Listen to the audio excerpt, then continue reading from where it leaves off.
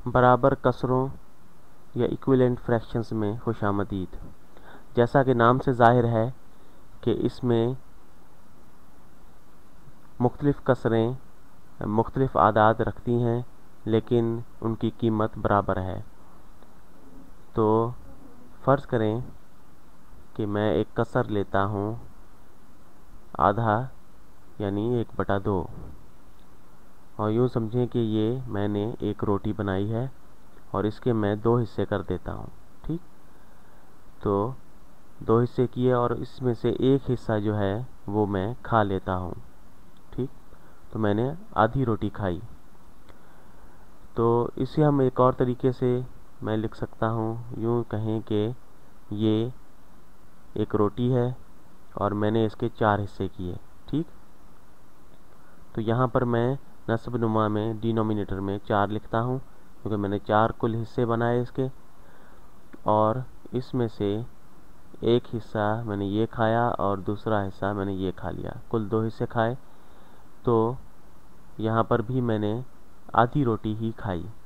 ठीक, तो इस तरह ये दोनों जो कसरें हैं वो आपस में बराबर हो गई हैं। 1/2 बराबर है 2/4 के। ठीक, तो यहाँ पर हमने देखा कि दोनों में आदाद का फ़र्क है, लेकिन कीमत बराबर है। एक और मिसाल में एक और रोटी बनाता हूँ। ये कोई अच्छी रोटी नहीं बनी है, लेकिन फ़र्ज़ करें कि ये एक आम रोटी है और इसके मैं 8 हिस्से कर देता हूँ। ठीक, इन 8 हिस्सों में से मैं 1, 2, 3 और 4 ये 4 हिस्से खा लेता हूँ, तो 4/8। ठीक, तो ये भी इसमें से भी मैंने उतनी ही रोटी खाई, आधी रोटी खाई, तो लेकिन मैंने 4/8 इसको लिखा।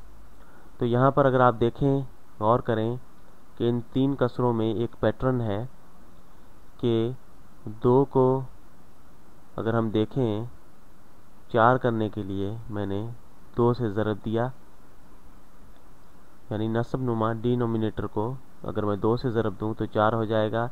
इसी तरह शुमार कुनंदा या न्यूमरेटर को अगर मैं 2 से ज़रब दूँ तो ये भी 2 हो जाएगा।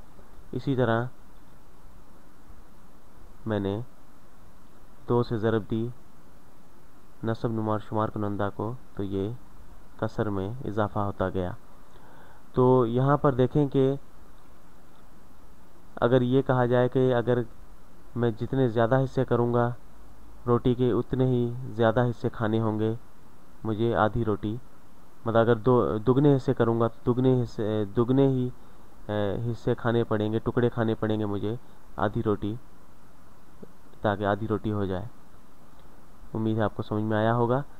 तो यहाँ पर मैं एक और कसर बनाता हूँ, 3/5। ठीक, तो 3/5 जो है ये एक कसर है हमारे पास। तो इसको अगर मैं ज़रब दे दूँ 7/7 से, ठीक, तो ये 7 × 21 हो जाता है और बटा 5 × 7 = 35। ठीक, तो 21/35 हो गया। तो 21/35 3/5 के बराबर किस तरह होता है? शायद ये आपको अजीब लगे, लेकिन इस तरह नहीं है, क्योंकि अगर आप देखें कि 7/7 जो है वो 1 के बराबर होता है। ठीक, 7 को जब 7 से तकसीम करेंगे वो 1 हो जाएगा, और किसी भी रकम को जब हम 1 से ज़रब देते हैं तो वो वही रकम रहती है। ठीक, यानी 3/5 जो है जब उसे 1 से ज़रब देंगे तो 3/5 ही रहेगा। ठीक, तो यहाँ पर 1 जो है वो हमने 7/7 लिखा था, जो 1 के बराबर है।